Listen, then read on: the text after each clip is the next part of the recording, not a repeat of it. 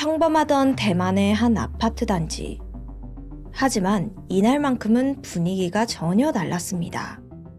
수십 명의 사람들이 건물 앞에 모여 있었고 현장은 이유 모를 긴장감으로 가득했죠. 잠시 후 깍! 귀를 찢는 듯한 소리가 울려 퍼집니다. 내 딸은 그런 애가 아니에요! 제발 살려내라고! 울부짖는 어머니의 비명은 아파트 전체에 울려 퍼졌습니다. 현장에 있던 그 누구도 그 소리를 쉽게 잊지 못했다고 해요. 대체 이 집안에서는 무슨 비극이 벌어졌던 걸까요? 안녕하세요. 토요미스테리를 진행하는 디바달리아입니다. 2006년 4월 11일 오후 4시 20분 대만 신베이시의 아파트 단지에 가스 냄새가 심하게 난다는 신고가 접수됩니다.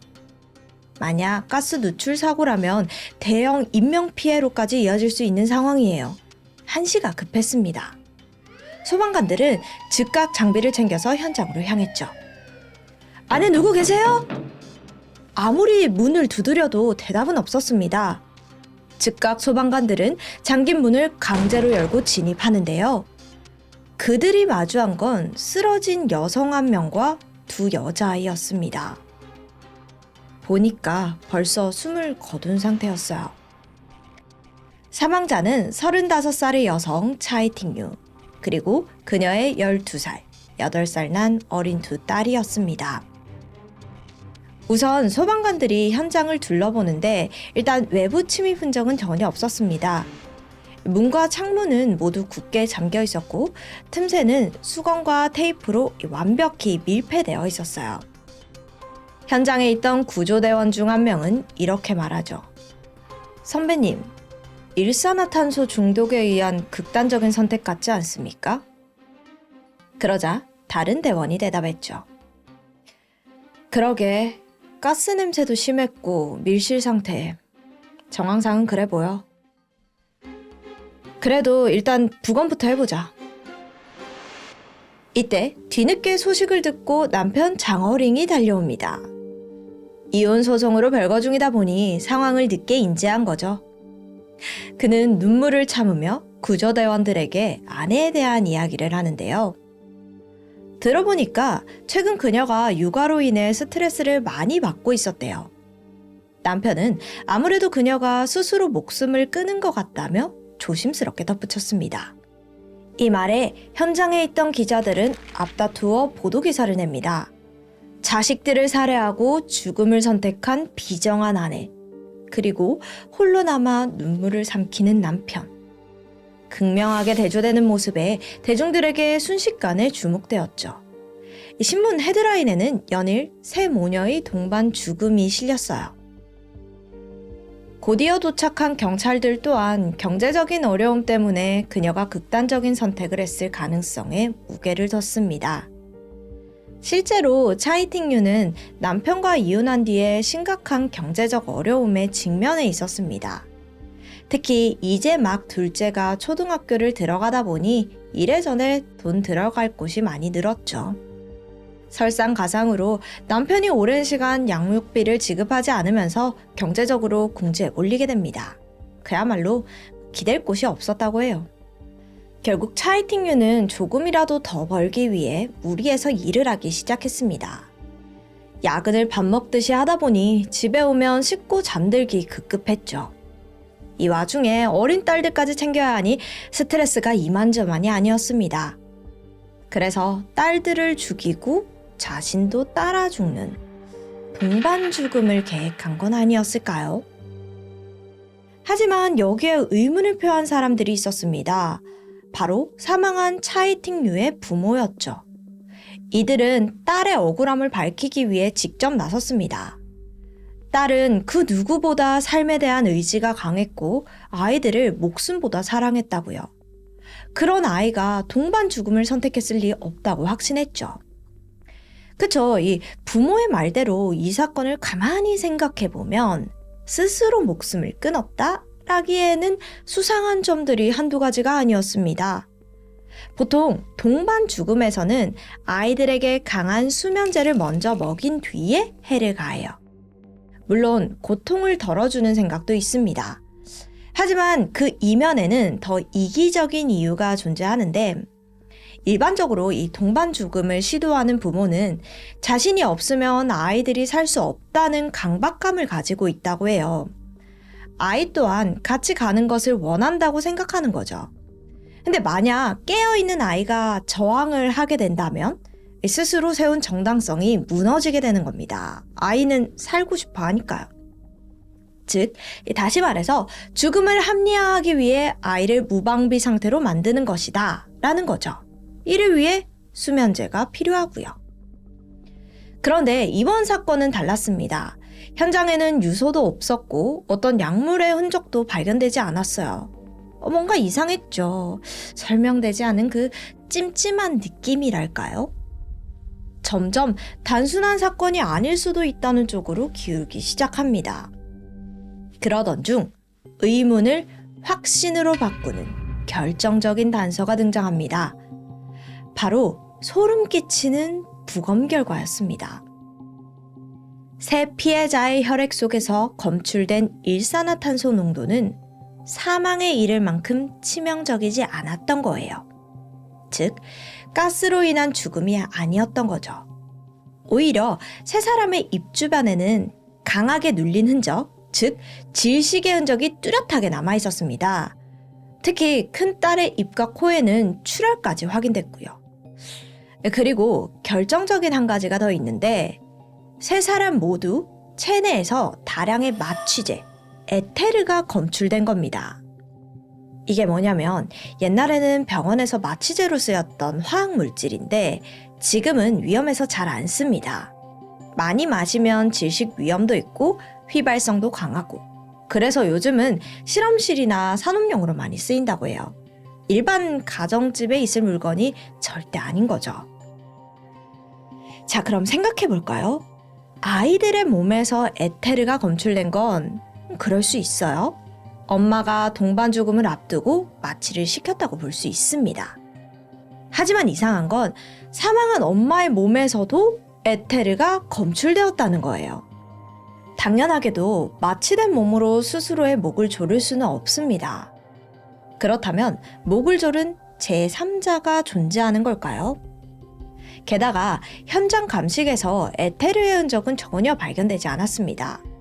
누군가가 이걸 들고 나갔다는 거죠. 다시 말해 동반 죽음이 아니라 치밀하게 계획된 살인인 겁니다. 이런 충격적인 부검 결과를 접한 현장 수사팀은 머리가 아파옵니다. 사건 초기 극단적인 죽음이라고 단정한 탓에 중요한 단서를 놓쳤을 수 있어요. 경찰은 즉각 현장으로 돌아갑니다. 하지만 범인을 특정할 만한 흔적은 발견되지 않아요. 수사가 벽에 막히던 그때 결정적인 제보가 들어옵니다. 제보자는 바로 피해자 차이팅류의 부모님이었어요. 우리 사위 화학 전공한 사람이에요. 에테르? 그런 건 누구보다 잘 알겠죠. 딸이 죽고 난 뒤엔 매일 숨이 막혀 죽는 꿈을 꾼다고 했는데 그 사람 정식으로 수사해 주세요. 이웃 주민들 역시 그녀가 스스로 생을 마감했다는 건 말도 안 된다고 주장했습니다. 미온적인 경찰을 대신해 직접 사건을 파헤치기까지 했죠. 이들은 가장 먼저 사건 당일 CCTV를 확보했습니다. 수상한 사람이 없었나 하나씩 프레임을 넘겨가며 확인하던 그때 석연치 않은 장면이 포착돼요. 녹색 우비와 헬멧을 쓴 수상한 남성이 후문 계단을 통해 건물 안으로 들어왔던 겁니다. 이웃들은 그 장면을 본 뒤 이건 외부 침입이 분명하다. 차이팅류는 누군가에게 살해된 것 같다며 영상 내용까지 상세하게 경찰에게 전달했었습니다. 하지만 이상하게도 경찰은 이웃들의 주장을 무시로 일관합니다. 증거 목록에도 올리지 않았고요. 사실 현장 경찰과 달리 수사본부나 윗선에서는 극단적 선택으로 결론을 내린 상태였어요. 밀실 상태에서 죽었기에 동반 죽음이 확실하다며 단호하게 선을 긋고 있었죠. 근데 도대체 왜요? 또 밀실이라는 단서 하나로 극단적인 선택이라 단정해도 되는 건가요? 근데 들어보니까 대대적인 언론 보도가 이루어졌는데 이제 와서 말을 바꿀 수 없다는 거죠. 결국 수사본부의 체면을 지키기 위해 세 모녀의 죽음은 철저히 외면되었습니다. 결국 이 사건은 1년 넘게 방치되고 말아요. 그들의 억울한 죽음은 미제 사건으로 남을 뻔했지만 한 검사의 집요한 집념으로 다시 떠오르게 돼요. 2018년 미제 사건 전담 검사로 새롭게 린칭송 검사가 부임했습니다. 300건이 넘는 사건 파일들을 훑어보며 대략적으로 내용을 정리해 갔어요. 그렇게 한참을 집중해서 보던 그때 갑자기 코끝에 묘한 자스민 향기가 스칩니다. 이게 무슨 냄새지? 보니까 한쪽에 놓인 증거품 상자에서 나오는 냄새 같았습니다. 그걸 열자 자스민 향기가 나는 작은 병이 하나 보였어요. 차이팅류 사망 사건? 작은 병에 붙은 라벨링이 이 검사의 눈길을 끌었습니다. 그렇게 우연한 계기로 사건을 다시 수면 위에 떠오르게 되는데요. 추후 밝혀진 사실인데 자스민 향기는 경찰이 마취제병으로 오인에 넣어둔 향수 원액병이었다고 합니다. 동시에 남편 장어링에 관한 놀라운 사실들이 하나둘씩 드러나기 시작해요. 충격적이게도 그가 이미 과거에 가정폭력과 외도 혐의로 경찰 조사를 받은 전력이 있었던 거예요. 게다가 아내 차이팅류 씨가 사망한 지 불과 일주일 만에 보험금을 청구한 정황까지 확인됩니다. 설상가상으로 이 남자 이미 중국으로 출국한 상태였어요. 도망친 거죠. 모든 정황이 그를 가장 유력한 용의자로 지목하고 있는데 정작 공식 수사 기록에는 아무것도 적혀있지 않았습니다. 수사선상에조차 오르지 않았던 거예요. 대체 이게 무슨 상황인 걸까요? 이건 순전히 경찰의 선입견과 안일한 판단 때문이었습니다. 극단적인 선택으로 종결된 사건에 심지어 아버지가 어린 자식들을 죽일 일 없다는 선입견까지 사로잡혀 있었죠. 아니, 이게 말이 됩니까? 그럼 엄마는 가능하고요? 타살 정황이 나왔는데도 터무니없는 입장만 고집하고 있었습니다. 경찰의 도움을 받을 수 없자 린 검사는 홀로 재수사에 착수합니다. 우선 이 사건이 벌어졌던 그 현장을 다시 찾았어요. 놀랍게도 아파트는 사고 당일의 시간 그대로 멈춘 듯 보존되어 있었습니다.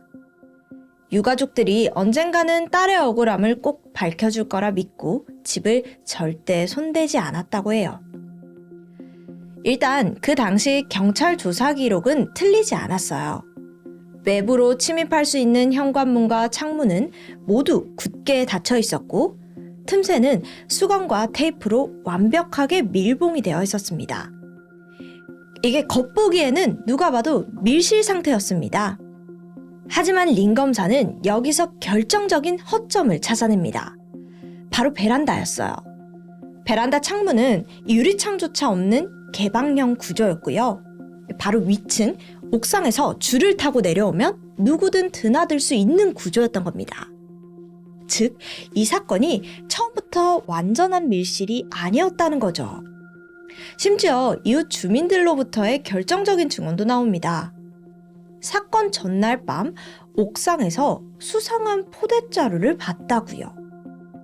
이 증언에 따라 수사팀은 옥상으로 올라갔죠.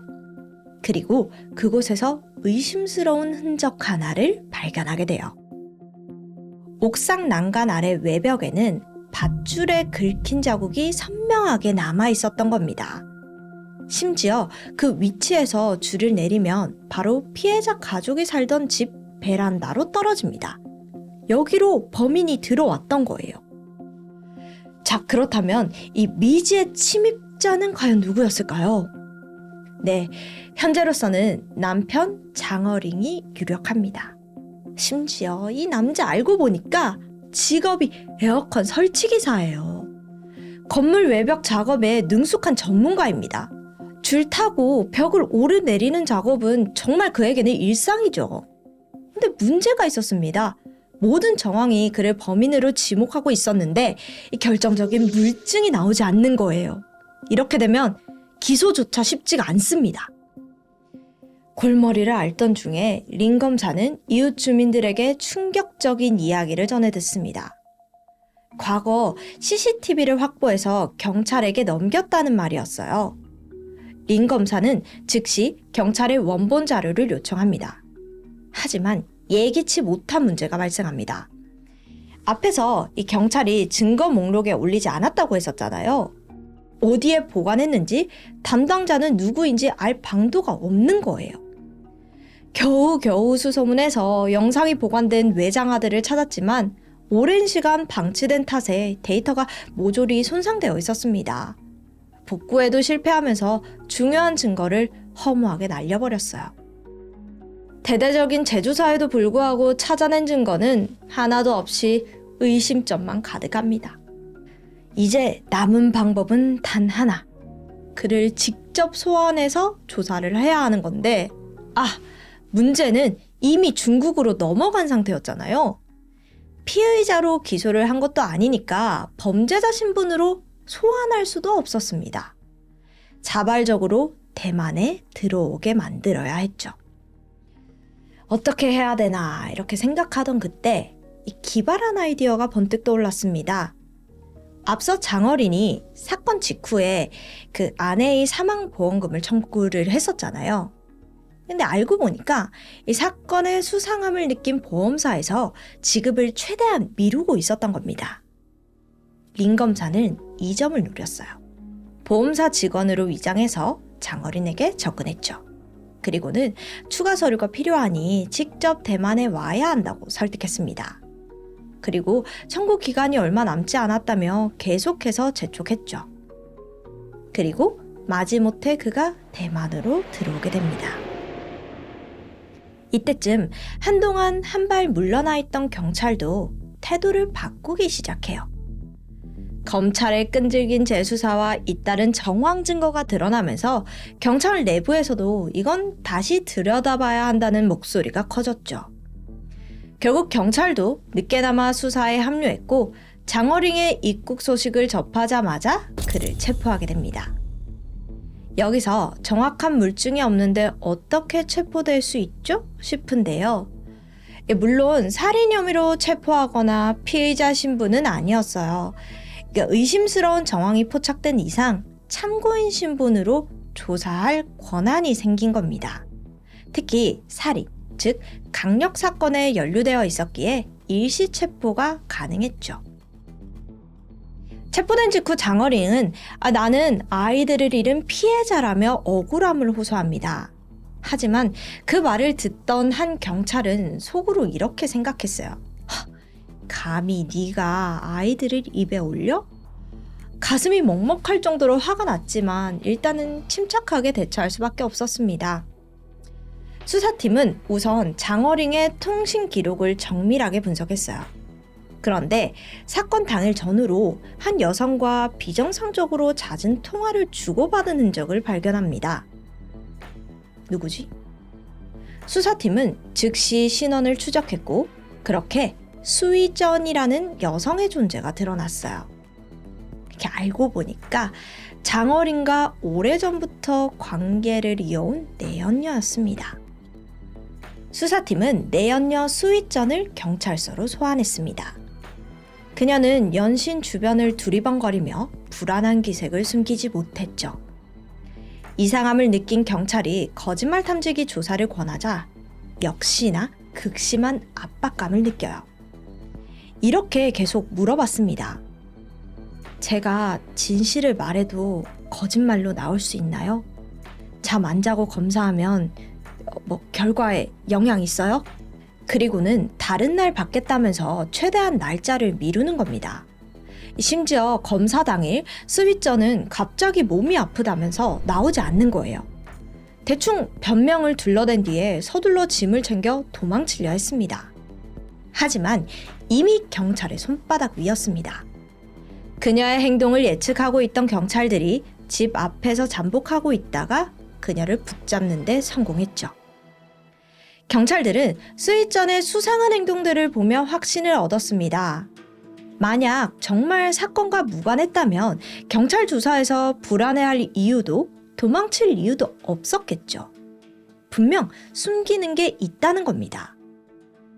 경찰은 수희전을 체포한 뒤 곧장 그녀의 컴퓨터를 압수했습니다. 과거 기록을 복원하자 여기서 결정적인 단서가 포착돼요. 에테르에 대해서 검색했던 기록이 한가득이었던 겁니다. 사망한 피해자들의 몸에서 검출된 바로 그 약물이죠. 경찰은 수희전의 입을 열기 위해 집요하게 파고들었습니다. 에테르는 왜 검색했죠? 사건 당일 장어랭 씨와는 왜 그렇게 계속 통화했습니까? 동시에 린 검사는 부드럽게 그녀를 회유했어요. 당근과 채찍을 쓴 거죠. 쉬는 시간에 음료수를 건네며 다정한 조언을 합니다. 장어링이 먼저 입 열면 당신만 더 불안해져요. 지금이라도 솔직하게 말하는 게 어때요? 작전은 명중했습니다. 수희전은 막 울음을 터뜨리면서 모든 걸 털어놓기 시작했어요. 그녀의 자백에 따르면 이번 사건은 처음부터 장어링의 계획이었습니다. 그는 이렇게 말했다고 해요. 이혼 성사되면 우리 둘이 새 출발할 수 있어. 이건 잠깐의 고통일 뿐이야. 자기는 그냥 내가 시키는 대로만 해. 알겠지? 처음엔 좀 망설였지만 그의 달콤한 말과 감언이설에 결국 고개를 끄덕였습니다. 사건 당일 수희전과 장어링은 저녁 식사를 하며 마지막 계획을 점검했어요. 모든 준비를 끝내고 장어링은 범행에 사용할 등산용 로프를 챙겼습니다. 이때 이제 범죄 저지르러 간다는 섬뜩한 농담까지 했다고 합니다. 곧장 아내가 거주하던 아파트로 온 장어링은 녹색 우비와 안전모를 착용했어요. 경비실의 눈을 피해 계단을 통해 옥상으로 올라갔죠. 그리고 로프를 이용해 15층 아내의 집으로 침입했습니다. 그는 세 사람이 자고 있는 안방으로 향했습니다. 첫 번째 타깃은 아내 차이팅유예요. 반항할 가능성이 제일 높으니 먼저 처리하는 게 유리했습니다. 장어릉은 에테르에 적신 수건을 꺼내 아내의 얼굴에 덮습니다. 잠을 자던 차이팅유는 갑작스러운 상황에 놀라 막 발버둥을 쳤어요. 살기 위해 필사적으로 수건을 치우려고 했습니다. 하지만 이 마취 효과가 전신에 돌면서 이내 정신을 잃게 되죠. 장어링은 그런 아내를 바라보면서 빨리 죽어 라고 생각합니다. 그런데 그때 침묵을 깨는 인기척이 들려와요. 바로 2층 침대에서 자던 큰딸이 깨어난 건데요. 딸은 오랜만에 보는 아빠를 반갑게 맞이합니다. 아빠! 아무것도 모른 채 안아달라고 손을 뻗었죠. 장어링은 천천히 몸을 일으킵니다. 2층 침대로 올라가더니 아이를 다시 눕혔어요. 가슴을 토닥거리는 것도 잠시 눈빛이 돌변합니다. 아이의 얼굴에 에테르 수건을 있는 힘껏 눌렀어요. 숨이 막혀오자 큰딸은 눈을 동그랗게 뜨고 고통스러운 소리를 냅니다. 하지만 그는 멈추지 않았어요. 오히려 더 강하게 딸의 입과 코를 틀어 막았죠. 아이의 얼굴에는 피가 흘렀고 짧은 몸부림 끝에 숨이 멎었습니다. 비극은 끝나지 않았습니다. 이 침대가 계속 흔들리자 아래 칸에서 자고 있던 작은 딸이 깨어난 건데요. 아이는 무슨 일이 벌어졌는지도 모른 채 언니를 죽이고 내려오는 아빠를 조용히 바라봤습니다. 작은 딸 역시 같은 방식으로 살해당합니다. 범행을 마친 장어링은 아이들에게 이불을 덮어주고 주방에 가스를 틀었습니다. 사고사로 위장한 거죠. 틈새마다 꼼꼼히 수건과 테이프를 붙여 완벽한 밀실을 만든 뒤 유유히 베란다로 탈출했습니다. 스윗전이 이 담담하게 고백을 이어가던 그때 수사관들이 고개를 갸웃거립니다. 자백 내용에 따르면 현장에는 장허림만 있었어요. 그런데 그녀는 놀랍도록 모든 상황을 정확하게 알고 있었습니다. 수사관들은 이 점을 꼬집자 스윗전은 잠시 침묵한 끝에 대답했어요. 그 사람이 영상통화 걸었어요. 직접 보여줬어요. 자기가 하고 있는 걸요. 아내와 자식들을 죽이는 장면을 실시간으로 생중계했다는 충격적인 말에 수사관들도 말문이 막혔습니다. 내연녀에게 자신의 사랑을 증명이라도 하려고 했던 걸까요? 장어링에게 부성애라고는 정말 조금도 찾아볼 수 없었습니다. 2009년 3월 대만 법원은 장어링에게 사형을 선고합니다.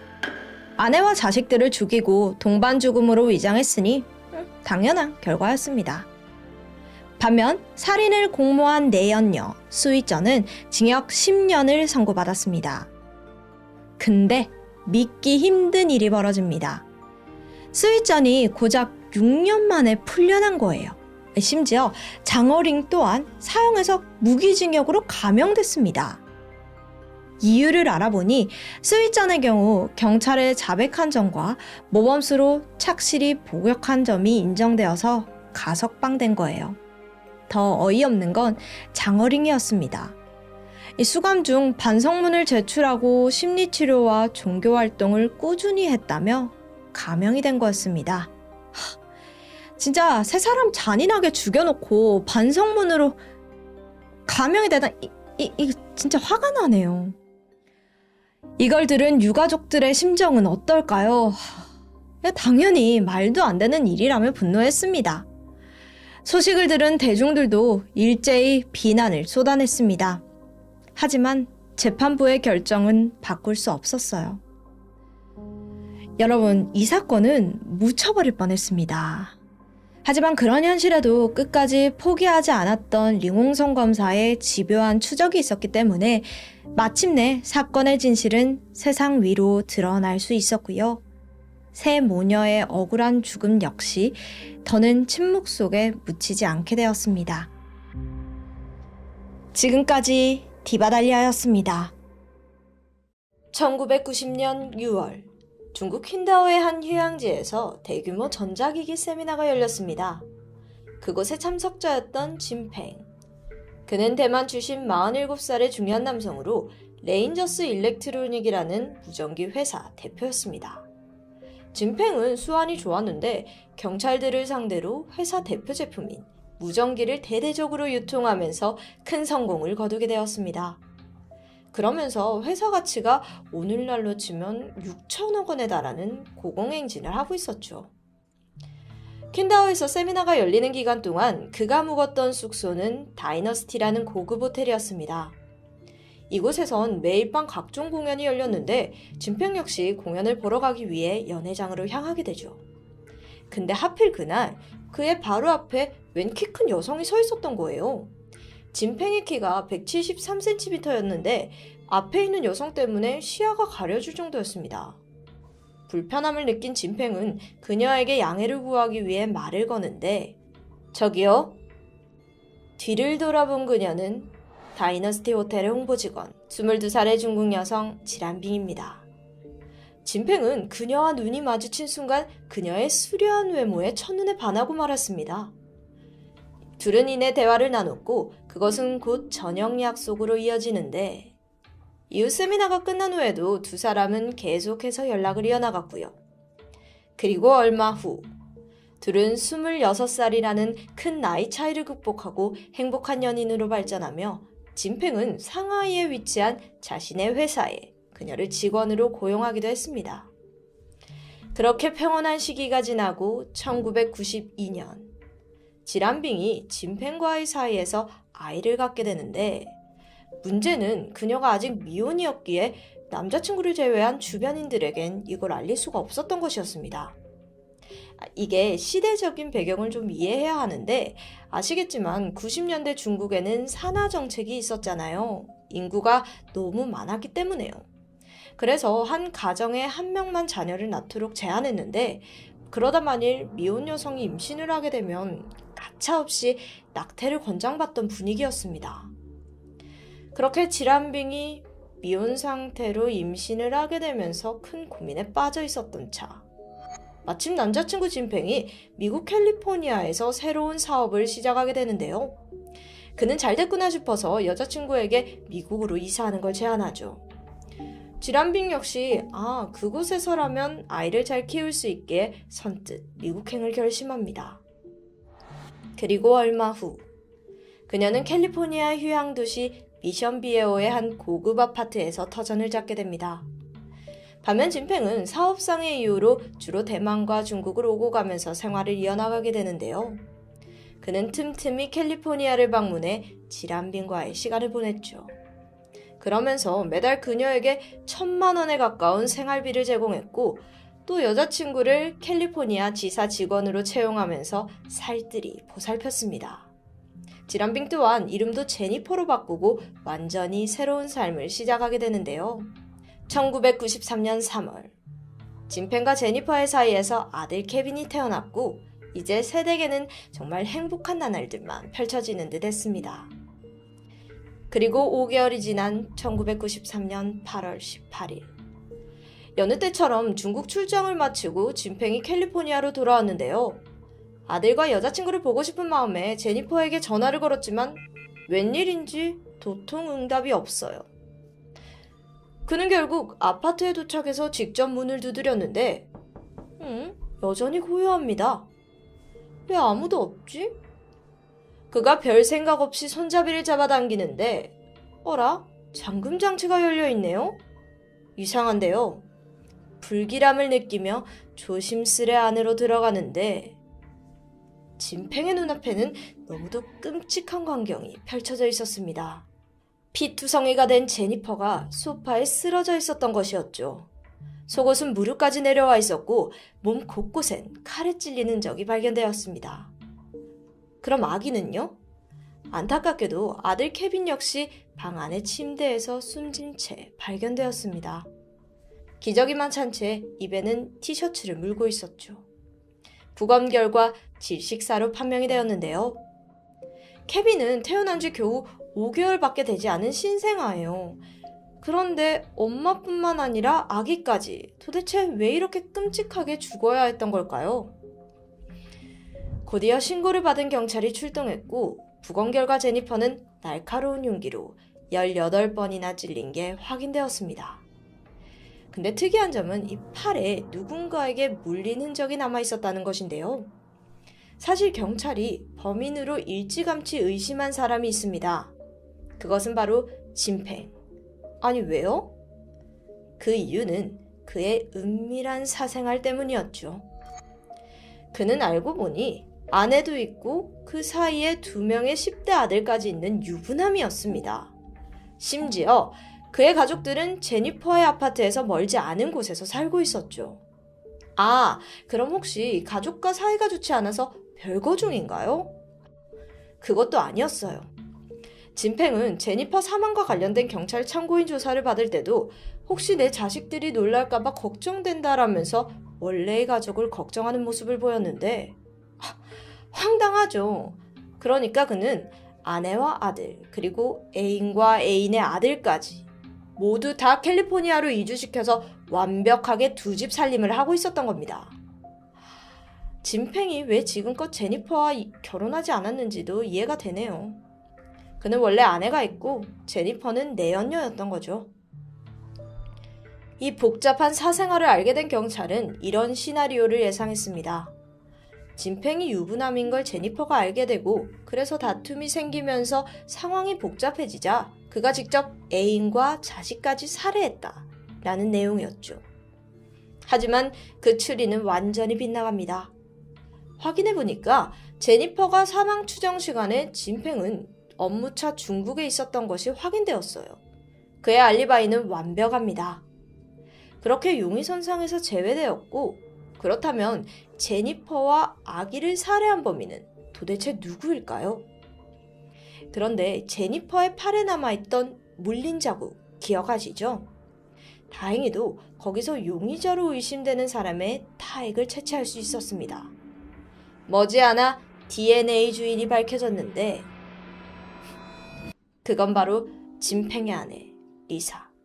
리사는 45살의 대만인 여성입니다. 그녀는 진팽과 결혼하기 전 대만에서 꽤나 잘나가는 커리어 우먼이었는데 결혼 후에 일을 그만두고 오롯이 남편 회사를 더 성장시키는 데만 전념했습니다. 평소 그녀의 성격도 자신감과 야망이 넘치는 스타일이었어요.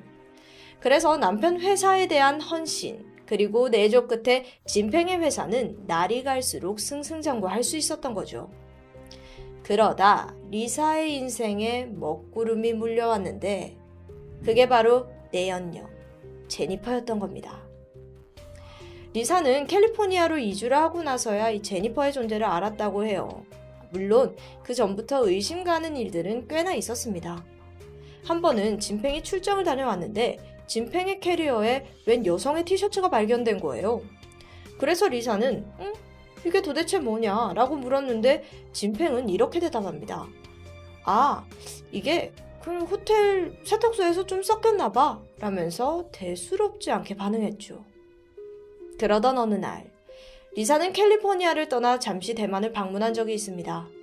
근데 일정이 여기서 조금 틀어져서 예상보다 일찍 미국으로 돌아오게 된 거죠. 근데 바로 이때 집에서 미래를 즐기던 남편과 제니퍼의 모습이 포착되고 말았던 겁니다. 리사가 분노하면서 제니퍼에게 당장 나가라고 소리쳤고 자신의 옷장에 있던 리사의 옷을 가위로 잘라버렸는데요. 생각해보면 당연히 남편의 불륜을 목격한 아내 입장에선 충분히 그럴 수 있죠. 그리고 이 상황에서 알 수 있는 건 제니퍼 또한 진팽이 유부남이었다는 걸 일찌감치 알고 있었던 부분이네요. 근데 진짜 답답한 건 이 다음부터인데 아내에게 내연녀의 존재를 들킨 진팽은 아주 뻔뻔하고 당당했습니다.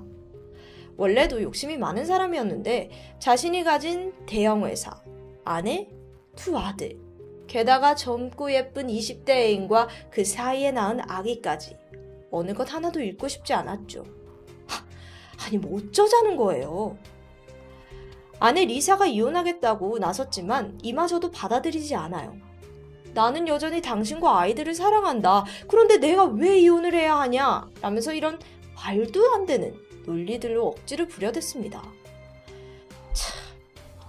그렇게 백만장자의 아슬아슬한 두 집 살림이 이어지던 중 그 비극이 벌어진 것이었죠. 현장에서 발견된 증거로도 범인은 단 한 사람, 아내 리사를 가리키고 있었습니다. 하지만 웬일인지 사건은 순순히 해결되지 않았는데요. 이 모든 상황에서 리사가 끝까지 결백하다고 주장했기 때문이에요. 태도가 어찌나 냉정하고 단호한지 경찰들조차 혀를 내두를 정도였습니다. 게다가 진팽 역시 아내 리사를 두둔하고 나섭니다. 아니, 내연녀를 잃은 마당에 아내까지는 잃을 수 없다는 입장인 걸까요? 여러모로 이해가 가질 않는데요. 어쨌든 수사관은 리사를 살인죄로 기소하기 위해선 결정적인 자백이 절실한 상황이었고 번뜩 한 가지 꾀를 내기 시작하는데 바로 긴 조사 끝에 당신도 지칠 테니까 우리 잠시 휴식을 취하자면서 리사에게 남편과 둘만의 시간을 갖도록 분위기를 만들었던 거죠. 근데 사실 그 공간엔 도청기가 숨겨져 있었습니다. 리사와 진팽 부부는 이내 아무 의심 없이 중국어로 대화를 하기 시작하는데요. 아니, 더 정확히는 말다툼을 하기 시작하는데 리사는 이 모든 게 당신이 바람을 피웠기 때문이라며 맹렬하게 비난했어요. 그러자 진팽이 아내에게 물었죠. 도대체 왜 찌른 거야? 이때 리사는 담담하게 대답합니다. 정당방위였어. 이걸 모두 듣고 있던 수사관들은 이 대화가 리사가 제니퍼를 공격했다는 걸 인정하는 결정적인 증거라고 판단했습니다. 자, 그럼 이젠 경찰이 재구성한 사건의 전말을 한번 알아볼까요? 사건 당일, 리사는 제니퍼의 아파트를 찾아갑니다. 남편과의 이별을 요구하기 위해서였죠. 하지만 둘의 대화는 곧 거친 몸싸움으로 이어졌고 분노를 참지 못한 리사가 제니퍼를 칼로 찔렀습니다. 여전히 분이 풀리지 않던 리사는 다른 방에 잠들어 있던 아기 케빈을 찾아서 질식시켜버리죠. 그리곤 이 모든 걸 강도 사건으로 위장하기 위해 제니퍼의 속옷을 벗긴 후 현장을 유유히 빠져나왔습니다. 내연녀에 대한 분노는 어느 정도 이해를 하는데요. 그렇다고 아기까지 죽인 건 좀 섬뜩합니다. 애는 아무 죄가 없잖아요. 어쨌든 이러한 사건의 전말이 알려졌는데 이후 예상치 못한 반응이 나옵니다. 일부 여론이 리사를 두둔하게 된 거죠. 평생 가족을 위해 희생했지만 차갑게 배신당한 감정을 공감했던 건데요. 실제로 재판이 열리기 전에 법정으로 리사의 선처를 바라는 편지 400여 통이 쏟아지기도 했습니다. 여러분, 내연녀로 인한 갈등은 특히 중국에서 꽤나 뜨거운 논란거리예요. 왜냐하면 급격하게 경제가 성장하면서 돈이 많아진 남성들이 젊은 여자와 바람을 피우는 일이 빈번해졌기 때문이라는데, 단적으로 지난 2001년 중국 상하이에는 내연녀 퇴치사라는 신종 직업이 등장하기도 했고요. 또 비슷한 시기에 중국 고위 공무원들이 부정부패로 대거 체포되는 일이 있었는데, 그중 조사해보니까 95%가 내연녀를 두고 있다는 기가 막힌 사실이 전해지기도 했습니다. 이 사건에서 또한 모든 비극의 시작은 진팽의 잘못된 행동 때문이었습니다. 근데 정작 당사자는 일찌감치 발을 빼버렸죠. 재판이 시작되자 진팽은 대만으로 떠났고 그 이후 미국으론 돌아오지 않았다고 해요. 참 무책임한 인간이네요. 그럼 재판 결과는 어떻게 되었을까요? 분명 모든 증거에 조각이 맞춰진 듯 했고 리사는 예상대로 1심과 2심에서 가석방 없는 종신형을 선고받았습니다. 하지만 그녀는 살인이 아닌 과실치사를 주장하며 항소합니다. 그리고 1999년 대법원은 재판을 모두 뒤엎고 다시 처음부터 검토하라는 파기환송 처분을 내리게 됩니다. 이게 지금 무슨 일인가요? 그 이유는 바로 수사 과정에서 드러난 치명적인 허점 때문이었는데, 당시 리사는 9시간 동안 신문 받는 과정 중에서 미란다의 원칙을 고집하지 않았다고 해요. 당시 변호사를 요구하기도 했지만 그 요청 또한 묵살되었죠. 이건 명백하게 불법입니다. 게다가 검찰이 자백이라며 제출한 음성 파일, 그것 역시 리사에게 원하는 말을 얻어내기 위해 의도적으로 받아낸 대답이라는 부분이 법원에서 인정되었습니다. 따라서 이러한 상황에서 정당한 판결이 어렵다고 판단한 것인데요. 사실 이건 미국에서 아주 유능하다는 변호사들이 자주 쓰는 수법이기도 합니다. 증거 부족, 조사 과정의 부당함을 적극 강조하면서 죄를 지었냐 아니냐보다는 적합하지 않은 절차였다면서 재판을 뒤집어 엎는 수법이요. 리사 역시 수사 과정의 허점을 이용해서 자신의 유죄를 교묘하게 피하고자 했습니다. 또 아무래도 워낙 이 돈이 많다 보니까 최고의 변호인단을 꾸린 것도 한몫했죠. 근데 지금 이런 식이라면 범인을 눈앞에서 놓치게 될 위기입니다. 검찰은 점점 초조해졌고 급기야 리사에게 거래를 제안하는데, 그녀가 만일 살인을 인정하면 형량을 대폭 줄이고 대만으로 순순히 돌려보내주겠다는 제안. 결과는 어땠을까요?